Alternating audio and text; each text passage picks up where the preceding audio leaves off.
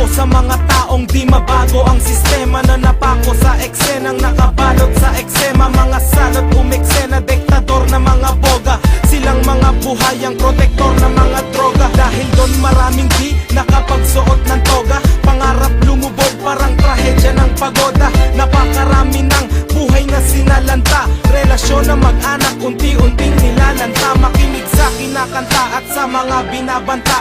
Kung ayaw mo rin sa droga, halika lumaban ka. At harapin ng maayos ang kinabukasan mo. Baka magsisika, huli na ng lunasan mo.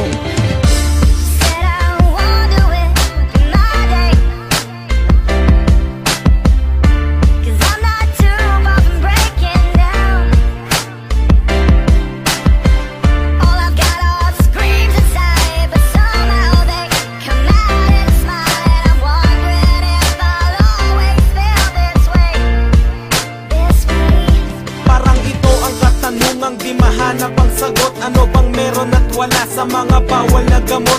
Mga batang nasangkot, parang kawal na takot. Nagpupubli sa madilim, tanging karamay ang lungkot. Ang aking pagmamasid, masinsin pa sa mahinarya. Kung paano umandar ang ganitong klaseng makinarya. Hindi to literal at may ibang klaseng mekanismo. Kapag sinakop ka, daig pa ang imperialismo. Sa konting halaga, pagdating ng kabiyayaan, ipapagpalit mo sa sandaling kaligayahan. Mairaos ang nais sa radikal na pagkauhaw, hanggang dumating ka sa pisikal na pagkagunaw. Maybe you've fallen down, and maybe you just took the long way home. But baby, you could never love you like me.